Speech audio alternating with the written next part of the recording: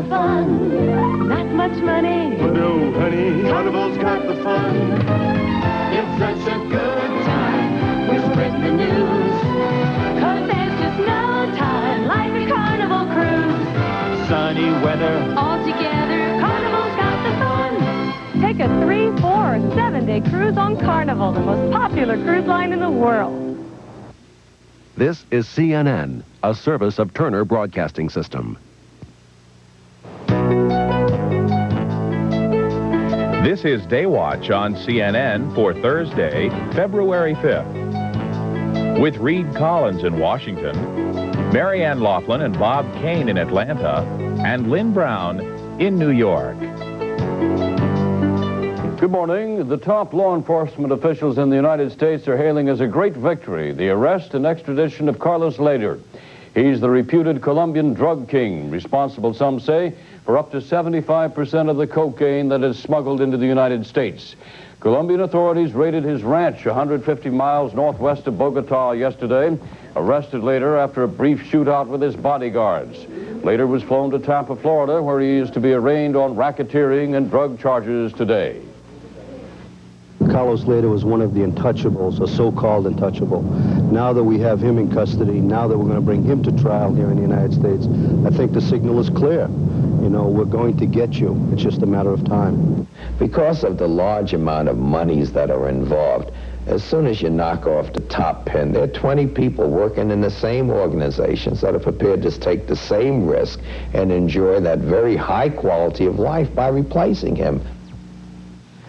Leder has been a fugitive for 10 years. He got his start selling marijuana on the streets of New York City, boasted he was a multimillionaire by the time he was 23. Well, this may be Freedom Day for the Wall Street Journal reporter Gerald Saib. Iranian officials say they have handed him over to the Swiss officials in Tehran in preparation for his expulsion, which could come, they say, sometime over the next 24 hours. Saib was arrested and accused of spying last Saturday. He had spent 10 days in Iran with several other foreign journalists covering the Gulf War. Iran radio says Saib's expulsion was ordered after a judicial probe and says he can never return to Iran. Saib's family says it's elated at the news but doesn't want to take anything for granted yet. There's no indication when the Wall Street Journal reporter actually will leave Iran or exactly where he's going to go. However, his wife is waiting in Zurich. CNN has obtained an Italian prosecutor's report accusing the notorious terrorist Abu Nidal of planning the Christmas 1985 Rome airport massacre. 16 people were killed when terrorists sprayed the ticket counters with gunfire 2 days after Christmas. This Italian report is based on the word from Ibrahim Khalid, the sole surviving attacker who still is in custody. Khalid describes a massive terror organization run by Nidal from Damascus, Syria, financed with shakedown money from several Arab governments. A central committee in Damascus, he says, keeps the books balanced, directs the terrorists planted in almost every Western nation. According to this report, which says Khalid is telling the tale because he is now repelled by the Rome airport shooting and wants the killing to end. The United States says it has no plans for any military strike against Lebanon because of the hostage crisis there. Tensions have increased recently. There are some 35 U.S. warships now plowing about the eastern Mediterranean. Our reports, too, an attempt may be made to cool things down. Administration officials telling Reuters one of the two 1,900-man Marine assault teams soon will be removed from the region. CNN's Ralph Begleiter has more now on what the military operations the U.S. may be considering in that region. Sources say the Reagan administration has a number of military options, using the battle group to shell sections of Lebanon from offshore, using the carrier to fly a surgical bombing mission against pro-Iranian terrorist targets in Lebanon, continuing the show of force in the Mediterranean without military action. White House spokesman Marlin Fitzwater says the military buildup in the Mediterranean is in many ways routine. A series of recent developments lends support to the idea of striking out against the terrorists again. They include the military buildup itself, which means U.S. forces are prepared for action. Passport restrictions and evacuation of some Americans from Beirut removes some of the threat any action would pose to U.S. citizens.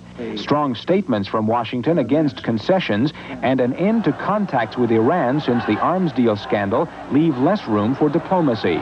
Statements by Secretary of State Schultz indicate military options are again at the forefront of administration thinking. We have to show the political will needed to use our military strength intelligently and effectively.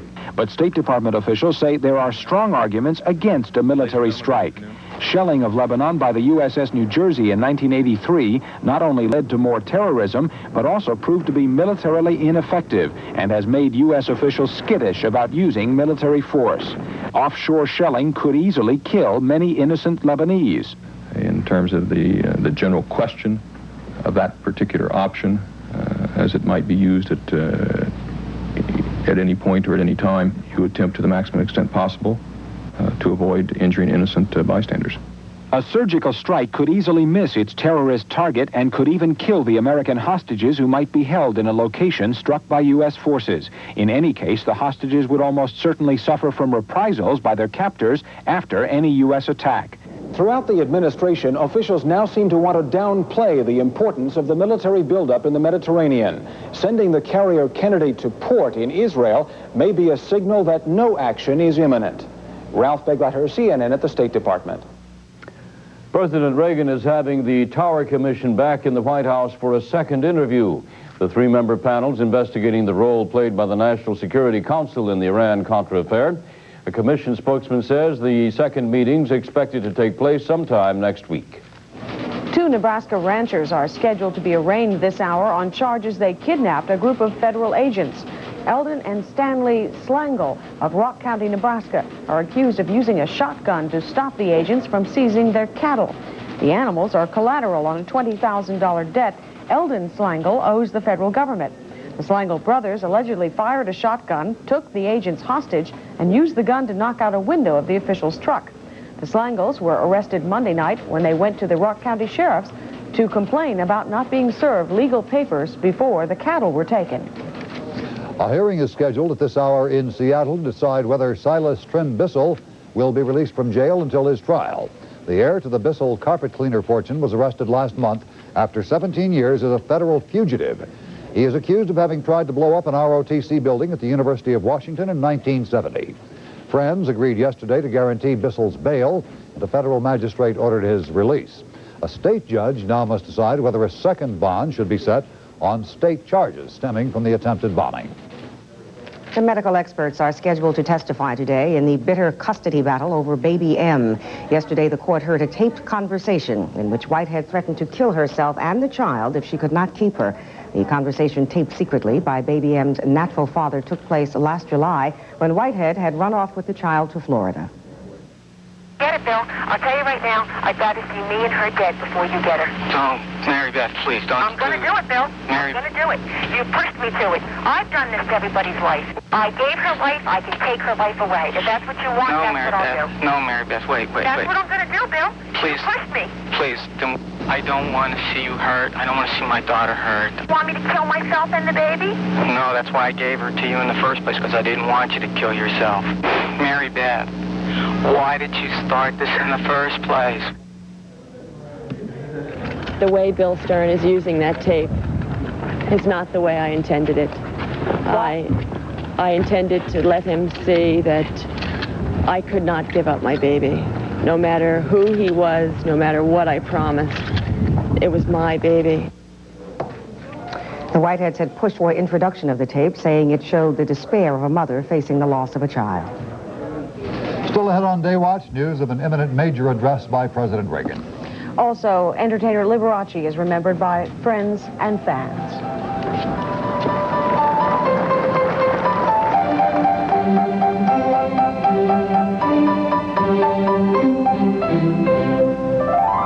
They discovered the bird was gone. It launched Sidney Greenstreet.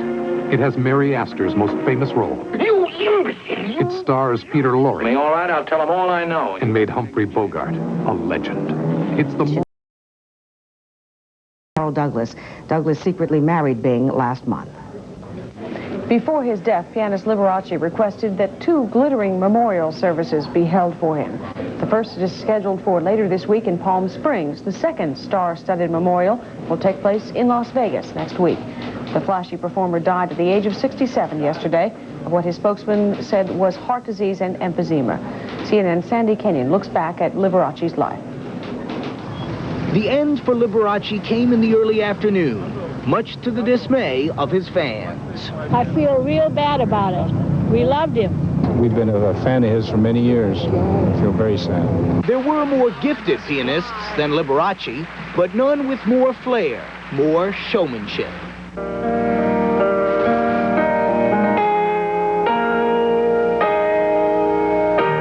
He was an original. There'll never be another one like him, and I'm going to miss him terribly. Liberace was a child prodigy who felt out of place in the serious world of classical music. I always felt that I was holding something back. And once I was given permission to go all out, I went all out, and I've never regretted a day. It was his personality which set Liberace apart, and he found the ideal outlet for it: television. I don't care if it's August, December, or June. The Stars series lasted just a few years, but he became a household name as a result. And then it was possible for him to earn a fortune doing what he loved best: performing live.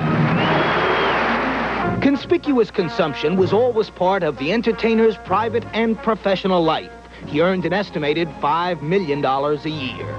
A young man tried to get some of that fortune. Scott Thorson claims he had been Liberace's lover, but he later settled out of court for less than $100,000. Reports Liberace had AIDS persisted until his death, but were denied by his representatives, just as they had denied earlier he was gravely ill. He talked about his illness in his last public appearance.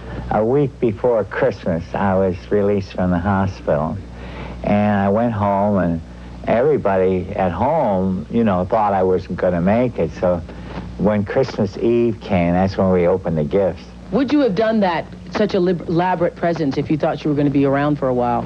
Probably not. Yeah. The performer remains popular for more than 40 years. He recently sold out Radio City Music Hall. As he put it, there's always been a market for my kind of music. And there always was. Sadie Kenyon, CNN, Hollywood.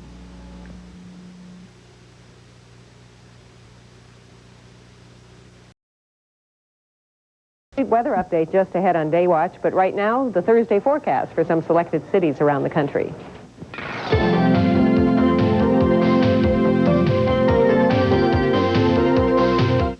This is CNN, a service of Turner Broadcasting System. This is Day Watch on CNN for Thursday, February 5th. With Reid Collins in Washington, Molly McCoy and Brian Nelson in Atlanta, and Lynn Brown in New York. Good morning. Well, Iran's ambassador to the United Nations said the American journalist Gerald Saib had been turned over to the Swiss embassy. Thus far, though, Saib has not emerged from Tehran. Diplomatic sources remain quiet on his fate or travel plans. There is a late report this morning that he is to leave the country, though, within 24 hours. Saib was arrested in Tehran on Saturday and accused of being a spy. The only terrorist to survive the 1985 massacre at Rome's airport has told an Italian prosecutor the raid was planned and ordered by Abu Nidal. In a deposition, Abraham Khalid said Nidal's goal was to set off World War III by staging a series of terrorist raids like this one at the Rome airport and then the hijacking of the ship Achille Lauro. Italy is expected to ask Nidal be charged with multiple murder in this case. The flotilla of U.S. warships off the coast of Lebanon reportedly will assume a much lower profile as the administration tries to defuse speculation about a possible military strike. The buildup in the eastern Mediterranean has been going on since the latest spate of Beirut kidnappings, prompting some Muslim groups to warn that any U.S. assault would mean sure death for their hostages. Pentagon sources now are saying that one Marine assault force will come home soon. An aircraft carrier battle group will put into the Israeli port of Haifa. Sources tell UPI that arrangement will hold as long as the American hostages in Lebanon are not killed. Lebanon's Justice Minister, the Amal militia leader Nabi Berri, warned again today that any American military intervention would provide what he calls the best opportunity for killing the hostages.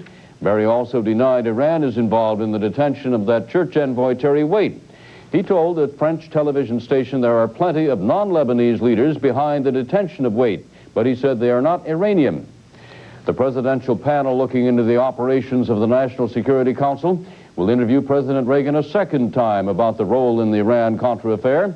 The panel spokesman does not say what subjects will be covered here, but he does say the board has learned more about the secret operation since it first talked with the president on January 26th. The spokesman adds the president has agreed to show the panel his personal notes on the operation. Spokesman says the White House meeting is expected to take place sometime next week. The chairman of the House Intelligence Committee is proposing new legislation that would require the president to notify the Congress in advance of any covert intelligence actions, or at least no later than 48 hours. Democrat Louis Stokes says the bond of mutual respect and trust, as he put it, between the congressional committees and the CIA has been broken. The current law is sort of vague on the reporting deadlines, and some lawmakers say this is the reason the secret arms deal with Iran ever happened, or at least went unreported to the Congress for so long. A former Navy radio man is in a San Diego brig accused of selling classified information to members of the Philippine National Military Police. Michael Allen was arrested in December while working as a civilian clerk at the Naval Communications Center near Subic Bay. If found guilty, he faces a maximum sentence of life in prison. Federal drug officials in Tampa, Florida are holding a man they suspect is one of the biggest cocaine traffickers in the world. His name is Carlos Later, and he's scheduled for arraignment today. CNN's Bob Franken reports Later's arrest yesterday is considered a major coup. Carlos Later is considered one of the world's biggest drug operators. His arrest at his palatial mansion in Colombia followed a shootout with soldiers. He was taken into custody along with 15 bodyguards. At least one was wounded. He was flown from Colombia in a U.S. government plane to Tampa, Florida, under heavy security. Later has been a fugitive since 1981, when he was indicted in Jacksonville, Florida, for importing cocaine. In 1986, he was indicted again, this time in Miami.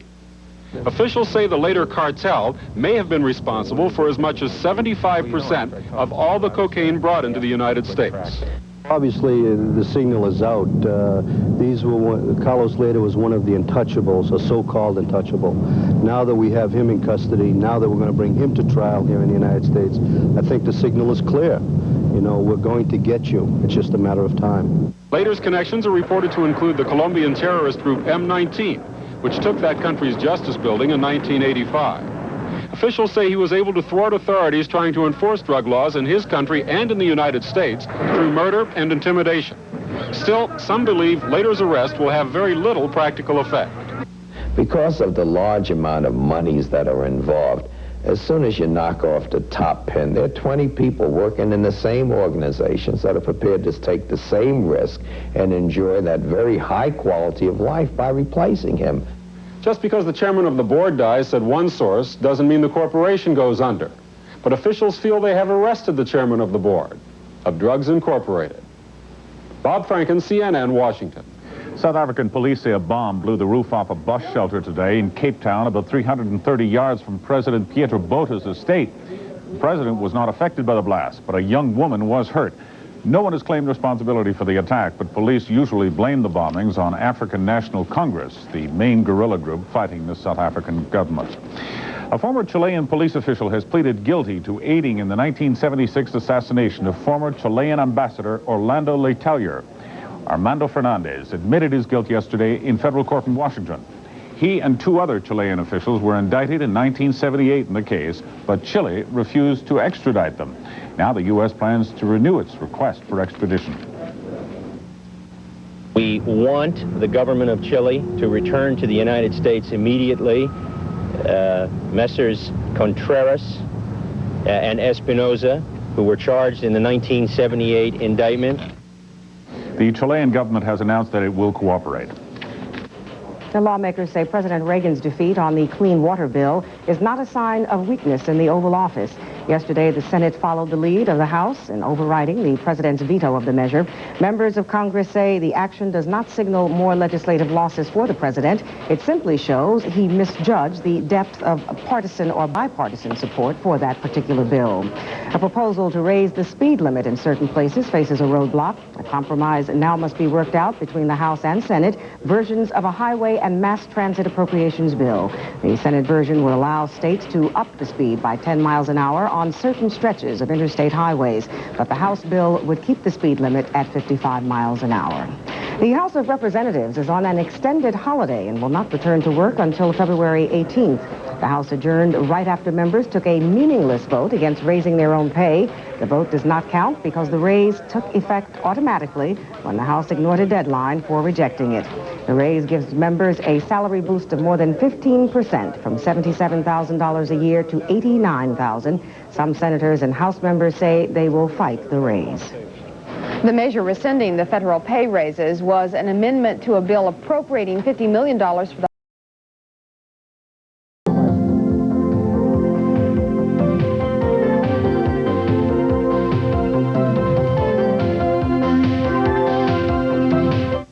This is CNN, a service of Turner Broadcasting System. This is Day Watch on CNN for Thursday, February 5th. With Reid Collins in Washington, Marianne Loughlin and Bob Cain in Atlanta, and Lynn Brown in New York. Good morning. The official Iranian press agency says that Gerald Saib has been banned from Iran for good, but he was still there this morning. The information ministry says that 30-year-old reporter for the Wall Street Journal is to leave Iran, though, within 24 hours. His exact whereabouts in Tehran, meantime, are not clear. The Swiss embassy in Tehran that manages U.S. interests there has no comment on reports that Saib has been delivered to them. The official Iranian line on Saib has softened since he was detained last Saturday. Earlier in the week, Tehran radio was calling Saib a spy for the Zionist regime. Today, a state-run newspaper described Saib as a prominent journalist. Yesterday, the accused cocaine trafficker Carlos Lader was on his lavish, heavily guarded ranch in the mountains of Colombia.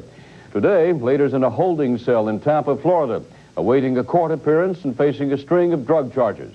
U.S. prosecutors say they've nabbed the leader of a gang behind 75% of the cocaine smuggled into the United States. Colombian authorities assaulted the Lader compound near Medellin before dawn yesterday, arrested him and 13 of his bodyguards after a brief shootout. Lader was then handed over to U.S. drug enforcement agents and flown to Tampa early today. Prosecutors are expected to oppose any bond being set for Lader. The Justice Department says he could get as much as 40 years in prison.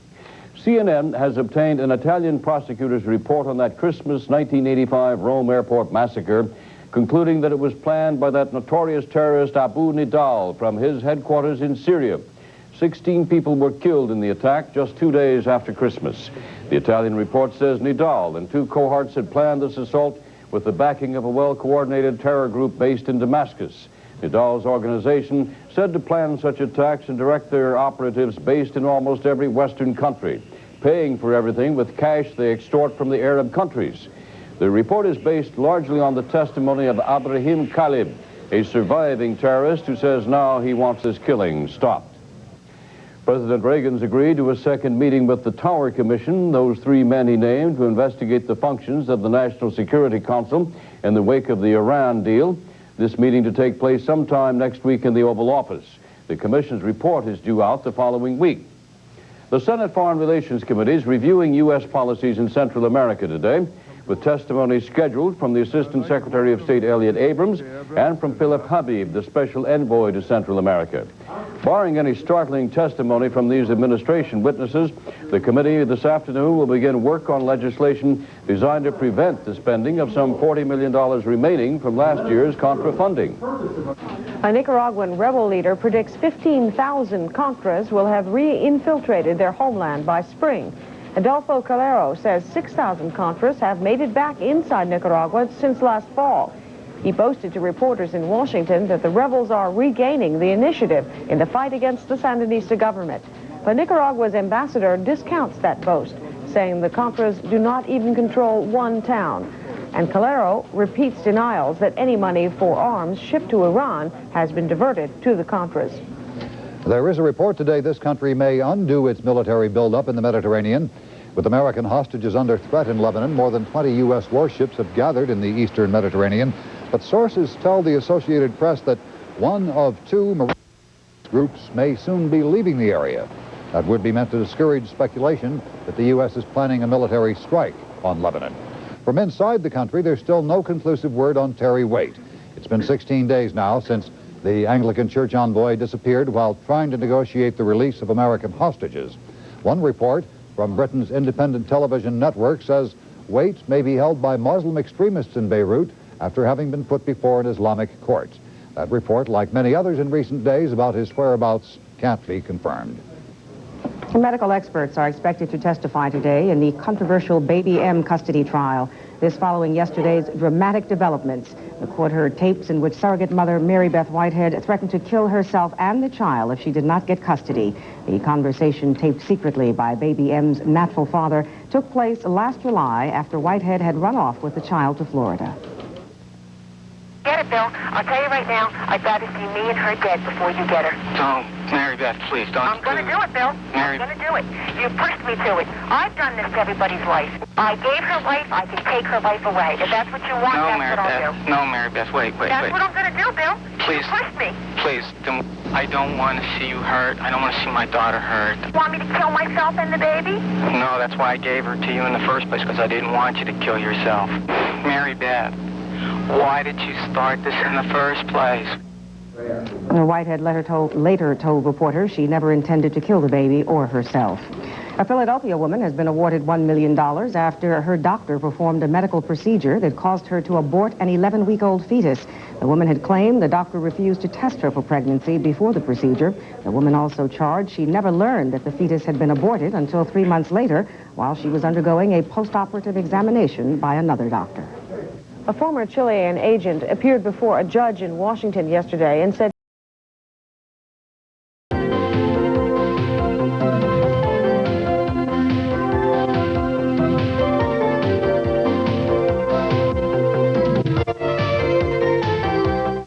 This is CNN, a service of Turner Broadcasting System.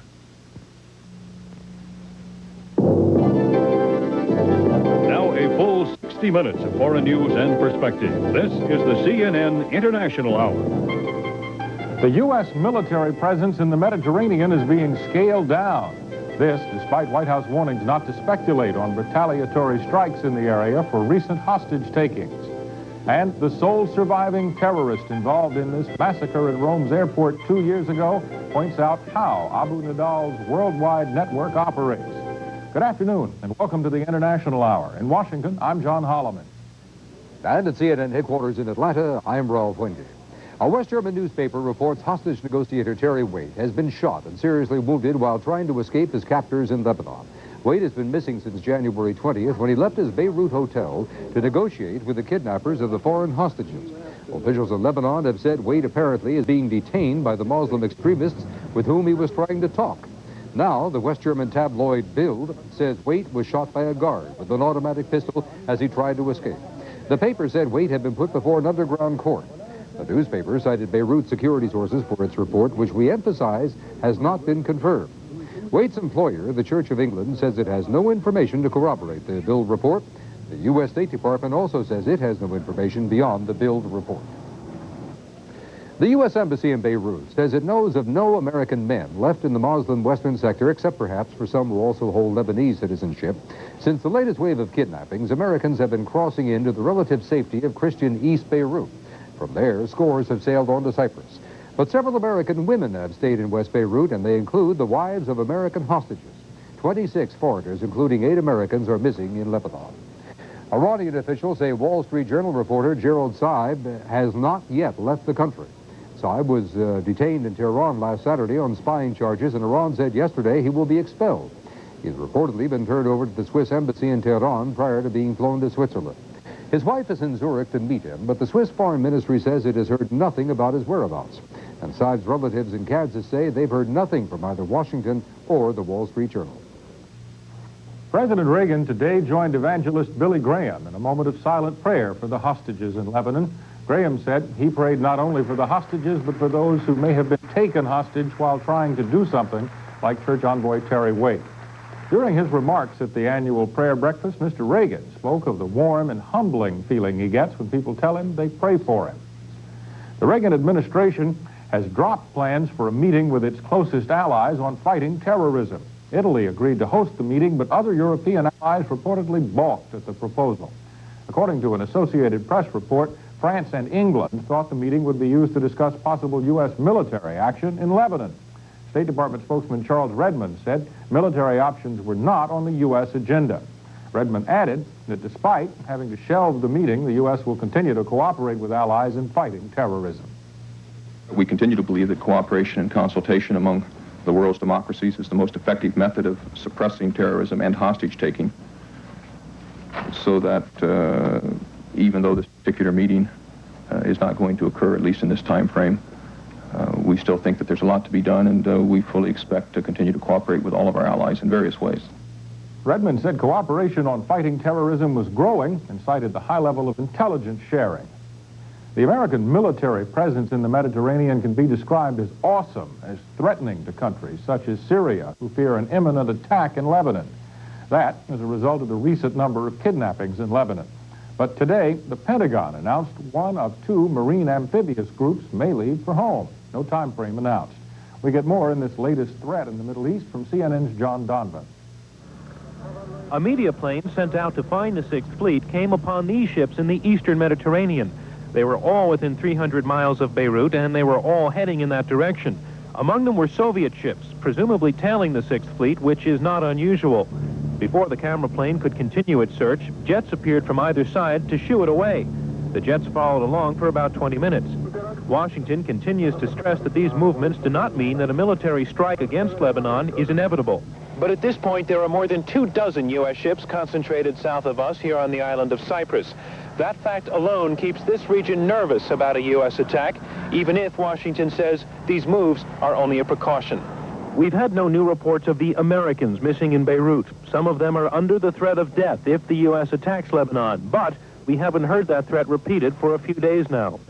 Here in Cyprus, the Beirut ferry continues delivering small numbers of Americans from Lebanon. This man claimed he was the last U.S. banker in Beirut. There were a lot of people there a little bit too long, or else they a little bit naive, especially the ones who lived in West Beirut. Also in Cyprus, U.S. helicopters touched down briefly on the Larnaca runway, making their regular taxi and supply run to and from the U.S. Embassy in East Beirut.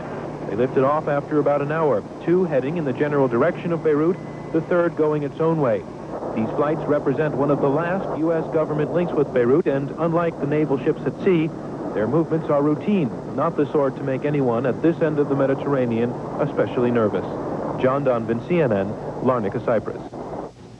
Italy is seeking indictments against the elusive arch-terrorist Abu Nidal and 2 of his henchmen. One of them is in Italian custody and is cooperating. He is the sole terrorist survivor of a 1985 assault at Rome's airport. CNN's Burton Jones has the background. The only surviving member of the terrorist group that massacred 13 people at Rome's International Airport in 1985 says that attack and others on European cities was planned by Abu Nidal in Syria. Mahmoud Ibrahim Khalid identified Nidal in testimony before Italian authorities investigating the airport attack. Khalid, who was wounded by police and is still in custody in Italy, says he took his orders directly from Nidal's Fatah headquarters in Damascus. An Italian magistrate said Khalid's testimony confirmed at least the passive involvement of Syria in terrorist activities. Fatah is a renegade faction of the Palestinian Liberation Organization. According to Khalid's testimony, Fatah is funded through extortion of Arab countries in the Persian Gulf. He said arms purchased by Fatah were hidden in many Western cities. The weapons used in the attack on Rome's airport, he said, were buried beneath a tree in Rome's Glory Park. Other weapons were stashed near the Colosseum and near the Sheraton Hotel in Rome. Khalid told authorities that Abu Nidal was also responsible for the 1985 bombing attack on the Rome office of British Airways. Nidal is also being sought as the alleged mastermind behind the hijacking of the cruise ship Achille Lauro that year. Khalid said Nidal's organization does all planning and operations from an apartment in Damascus. Actual training of guerrilla recruits is done in the Bekaa Valley in Syrian-controlled eastern Lebanon. Khalid testified that the Abu Nidal group staged suicide attacks against countries supporting Israel to generate conflict among them and unleash a Third World War. It was Khalid's testimony that led authorities to issue an arrest warrant for Nidal, charging him with mass murder. Burton Jones, CNN, reporting. Israel today says it will cooperate with the investigation into the Iran-Contra affair. An Israeli official says, though, it has not been decided whether Israeli witnesses will answer questions in writing or if they'll testify in person. Jerusalem has denied it initiated the arms sale to Iran and the diversion of funds to the Nicaraguan Contras. The official says the Tower Commission investigating the scandal has already met with Israeli Ambassador Meyer Roseanne. The White House says President Reagan will meet again. Now back to the International Hour on CNN. This recent rash of kidnappings and hostage takings is of concern not only to this country, but to other Western nations as well. Joining us in our Washington Bureau to discuss the situation, Helena Cobban, an expert on the Middle East. She's a research fellow at the University of Maryland. She's also author of a book entitled Lebanon, and you lived in Lebanon for years and years and years, Helena. Tell me, first of all, what your reaction is to the unconfirmed reports that Terry Waite has been put on trial by some group in Lebanon, and the possibility, also very much unconfirmed, that perhaps Terry Waite was shot by somebody while trying to escape captors today. Well, of course, it affects me personally very deeply because I'm British and I spent such a long time in Lebanon and have worked so closely with the country. It's a very hard country to understand, and I get the feeling that Terry Waite is basically a very good, honest, straightforward man who maybe got in there out of his depth and got caught up with things that were much bigger and more threatening than he ever could be. Are there a large number of pro-Iranian militant groups in Lebanon, in Beirut, that are working together or at cross purposes a lot of the time? Well, there are a lot of Muslim fundamentalist groups there. They're not all united. And I think there are a lot of small splinters, such as the people who are taking the hostages. It's hard to actually develop any one single address that one should send one's letters to get these people back. And is that what the most complicating factor in this whole situation of hostage-taking is, that perhaps we don't know who to talk to? Well, I think that's one factor. Also, the fact that the U.S. has not had any particularly effective diplomatic representation in Lebanon for a long time, ever since 1982, when the United States was implicated very closely with the Israeli invasion of Lebanon, and in the period that followed that, the vast majority of Lebanese developed a very strong antipathy to the United States. So such diplomats as there have been there since '82 have really been very limited in their contacts. Intelligence gathering has been very limited, and there really is a great difficulty in finding people to talk to, people who can deliver. I see. What do you think about the fact that there has been, over the past several days, a fairly significant, at least to my way of thinking, military buildup by the United States off the shores of Lebanon? How do people in Lebanon, or how might they react to all this? Well, I'm sure that they're very nervous about it, although, of course, they have been threatened by American military might before. In 1984, the USS New Jersey was firing 16-inch shells from the Mediterranean into the hills of Lebanon. And the people just really sat that out. The Lebanese, by and large, have a lot of self-confidence in their ability to repel any kind of outside force, whether it's Israelis, Americans, or Syrians. So they don't particularly feel that they're sitting ducks, but of course the ramifications in terms of Syria getting drawn in, Syria backed by the Soviet Union, Israel getting drawn in, could be enormous. Well, there is a question, I guess, that people in the United States are scratching their heads over right now, and that is, what should the United States do at this point? If you were the President of the United States, what action would you take? Well, I don't think there's too much the United States should do in terms of declaratory policy and bluff and bluster and up there taking the moral high ground, particularly in view of the fact that the moral high ground of the anti-terrorism policy has been totally taken away by all the revelations about the Iran arms dealings. I think that's a large part of the reason why the Europeans, for example, and many of the Arab states just are not willing to go along with the United States anti-terrorism policy anymore because they think it's a fake. I think what can be done should be done quietly, behind the scenes, without adopting a great big, strongman posture. And there are probably many things that one could do. Talk to the Syrians, keep the Israelis out, make sure the Lebanese understand that they've got to get their own act together. Those are the kind of things that the U.S. still could accomplish. Do you think the United States might be doing that without our knowing it? Well, I certainly hope so, but, moving ships around the eastern Mediterranean has to be very threatening to a lot of people there. If they're moving back, as we hear lately, perhaps that's the best thing.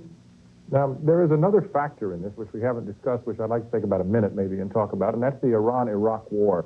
What is the relationship between that war and the hostage-taking and the United States role in the Middle East? Well, the Shiites in Lebanon are native Lebanese.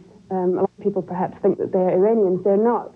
In fact, they've been Shiites longer than the Iranians have been Shiites. There are many links between the communities in terms of the clerical hierarchy, people who come and go between the two communities. I think it's quite likely there are the two naval movements of the U.S. Navy, one in the Gulf and one in the Eastern Mediterranean. The one in the Gulf seems to be a kind of warning to the Iranians not to go too far in their war effort against Iraq. It's possible that some of the hostages have been taken and are being held in Lebanon as a kind of hostage against U.S. intervention against Iran, if you can follow all of that. Well, I think so. Where do you think all of this will lead? Oh, gosh. A lot of it depends what happens on the battlefield between Iran and Iraq. If the Iranians can push their victory a little bit further forward, then the whole region is going to feel the after effects of that. And what are those after effects? How does that affect the United States? Well, the United States is going to have to come to terms with the fact that Iraq might have a government that would be pro-Iran, that those two countries between them would then control a huge proportion of the free world's oil reserves, so that rather than having 3 or 4 major oil exporters in that part of the world, you would have one mega exporter who could then cast his shadow perhaps over the whole region. All right, let me ask you to speculate with me on one more thing. What if the United States does, in the next 3, 4, 5 days, take some sort of military action in the Middle East? What does that do, A, to the hostages, and B, to the United States position in the region? I think at this stage you have to say the hostages are very small as a stake compared with the overall after effects of U.S. military action in the region. You must remember that's a region that's very important strategically to the Soviets. Iran borders directly on the Soviet Union. And actually, I think there's quite a good case to be made that at this stage, or when it seems that Iraq is threatened by Iran, this is something that the United States government should talk about with the Soviets, who also have no interest in seeing an Iranian victory. And if perhaps something between them could be worked out, that would be a context in which both might make shows of military force, which would not be threatening to the other side. Otherwise, this thing could get very much bigger very quickly. All right. Helena, Cobban, thank you for joining us today on the International Hour. Ralph? John, thank you very much. We had this just into the International Hour. It comes from the Associated Press, and it says that sources in Lebanon say that Lebanese citizens who would know him have seen Terry Waite. They say he was seen waving and smiling and that he apparently is okay. Now, if that's true, this would contradict a report that we have been reporting earlier today from the newspaper Bild in Germany that said that Terry Waite had tried to escape from his captors and that he was shot and that he was seriously wounded. But again, according to the Associated Press, Lebanese citizens who claim they know what Terry Waite looks like, they had seen him before, say that they spotted him on the streets in Lebanon. They said he was smiling and waving and appeared to be all right. And as soon as we learn more about this story, we'll report it to you. Arthur Hartman, the U.S. ambassador to the Soviet Union, and his wife have spent 5 difficult years in Moscow. When we come back, we'll bring you Mrs. Hartman's impressions of Soviet life. I would love to see a world where Soviets could, like anyone else, pack a bag and buy a ticket and go someplace for 2 weeks, maybe even see me and then come back.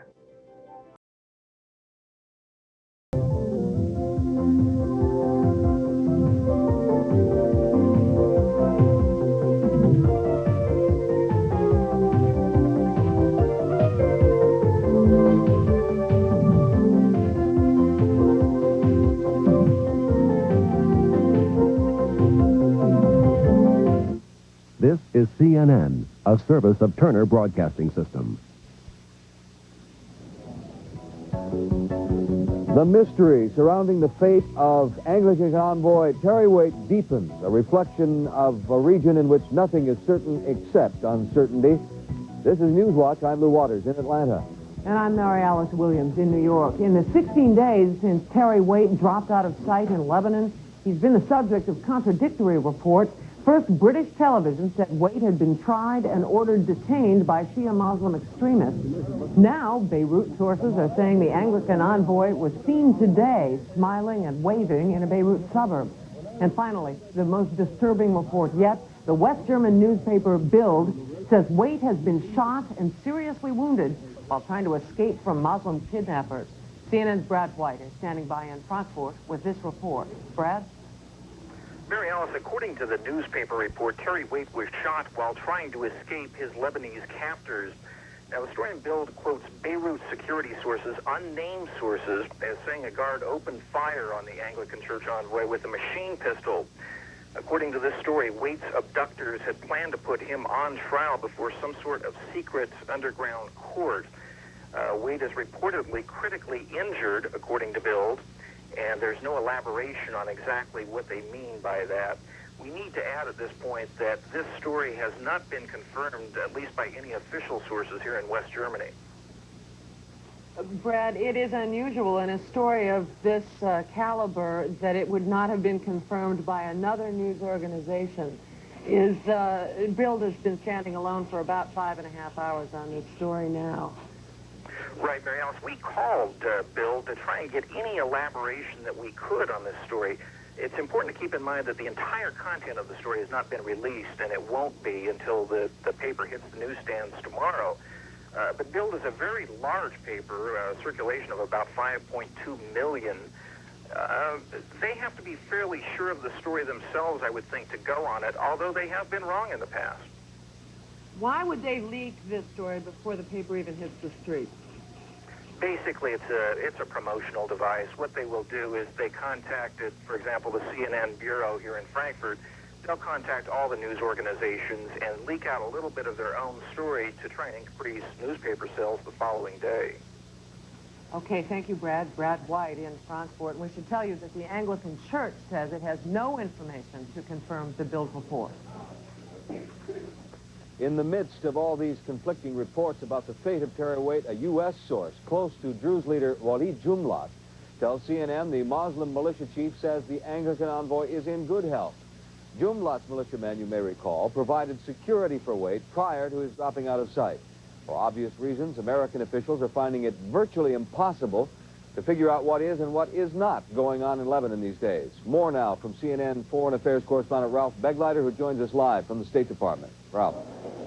Lou, Secretary of State Schultz, waiting outside the State Department for a foreign visitor, told reporters the U.S. has nothing to substantiate the West German newspaper report about Terry Waite. Schultz and other U.S. officials describe Beirut these days as chaos, complete mayhem. Even Syrian officials, who are supposed to be influential in Lebanon, appear to have lost control. Reports about Waite circulate through underground and back-channel sources in Beirut, Cyprus, and other Middle Eastern capitals. Because the official Lebanese government is unable to control the religious and political militias in Beirut, official information is virtually non-existent. The U.S. Embassy, located in Christian East Beirut, is isolated from the action in the Muslim section of the city.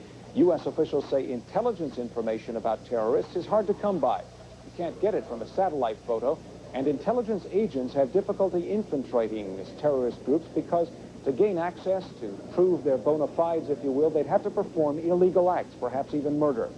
Information from the Shiite Hezbollah group, which claims to be holding at least some of the foreign hostages in Lebanon, comes only indirectly and sporadically. Druze militia units, which have taken responsibility for Terry Waite's safety, have been the Church of England's only direct contact for information since Waite dropped out of sight on January 20th. But even they have no direct knowledge of Waite's whereabouts, since the Druze are not allowed to stay with Waite when he goes off with his Hezbollah contacts. People claiming to have their own pipelines to Hezbollah surface wherever there are news reporters in Beirut, Cyprus, near Lebanon, and in Europe. They tell stories, they spread rumors, and elaborate on others' versions of events. Western diplomats, usually ambassadors from West European countries, occasionally hear these rumors and occasionally repeat them to reporters and through diplomatic channels to the United States. None of the latest rumors about Waite has reached Washington through these diplomatic channels. For this reason, and because there has been no terrorist claim of responsibility for Waite's disappearance, senior American officials are still unsure what to make of it. Their best guess? That Waite is being detained against his will, while Hezbollah members argue about what to do with him. Ralph Begleiter, CNN, reporting live from the State Department. Ralph, more about Walid Jumlat, if you will. He's the man who, at first instance, was partly responsible for getting Terry Waite back into Lebanon. because he said there was a chance of getting American hostages out. Are you saying that even he is not to be trusted in these latest reports on Waite? Well, I don't know if I'd say not to be trusted, but there's no indication that he has any direct contact or has seen Waite himself. There's no way for us to know that he has, because he's not part of that inner group, that Hezbollah group with whom Waite has been negotiating. The only people who presumably could tell you that Terry Waite actually is okay is someone who has seen him, and we have no indication, at least at the moment, that anyone has actually seen him in the last few hours, even Jumblatt. Okay, Ralph Begleiter at the State Department. American evacuees continue to arrive in Larnaca, Cyprus from Lebanon. One passenger on the Beirut ferry today, George Meade, believed to be the last American banker to leave Lebanon. Meade says he feels compassion for those who still resist leaving Lebanon, but adds that he thinks sentiment has made some people naive. It's not certain how many Americans still are in Lebanon. The U.S. Embassy says it believes there are no more American men, except for a few with dual U.S.-Lebanese citizenship, and they being in Muslim West Beirut. Several American women, including the wives of some of the hostages, are staying on in the Muslim part of the city. Invasion fears subside as some of the U.S. warships off Lebanon prepare to go home. CNN's Carl Rochelle reports. The carriers Kennedy and Nimitz and their battle groups are still at sea in the eastern Mediterranean. But the Kennedy is headed for a port call at Haifa, Israel on Friday, and ships of one of the two marine amphibious groups there are making their way westward, an apparent prelude to heading home. But on Capitol Hill Thursday, the Joint Chiefs of Staff left open the option for a quick return if the situation warrants. The reason for the availability of those high level of forces at this point in time was that Kennedy and her battle group, due to outchop this week, were extended in the event of a further escalation in the tensions in the eastern Mediterranean and in the event that there was a need for a military capability. At the Pentagon, a spokesman made it clear that the U.S. will maintain a presence in the eastern Mediterranean for the time being. I don't have a barometer on tensions in the Middle East. Our forces are there as a prudent precaution. We remain prepared to protect our national interest and support our friends in the region, and we remain at a very high state of readiness. Despite the words of the Pentagon, its actions do signal a change. Even though the port of Haifa is extremely close to Lebanon, sending the Kennedy there and giving the crew liberty as planned is certainly a lower state of readiness than keeping it at sea with its planes in the air. The actions earlier this week extending the Kennedy's tour and sending all of the ships to the eastern Mediterranean was seen by most analysts as sending a message to those holding the hostages that the U.S. holds them responsible for the hostages' safety. Washington apparently feels it has gotten the message across, and administration sources say no further escalation or action is expected unless there is a change in the situation of the Americans held hostage in Lebanon. Carl Rochelle, CNN, The Pentagon. Joining us now in Washington is the co-director of security studies at the Johns Hopkins School of Advanced International Studies. He's Dr. Michael Vlahos. Dr. Vlahos, today the Pentagon says it's discouraging speculation that military strike is imminent in the Mideast by withdrawing troops. Isn't that the purpose of having them there in the first place, to increase speculation that there might be a military strike in this instance? Well, certainly. I mean, one of the major uses of naval force is to put pressure and leverage on in a subtle way. The ships aren't like armies on the land, and their very presence increases the uncertainty that adversaries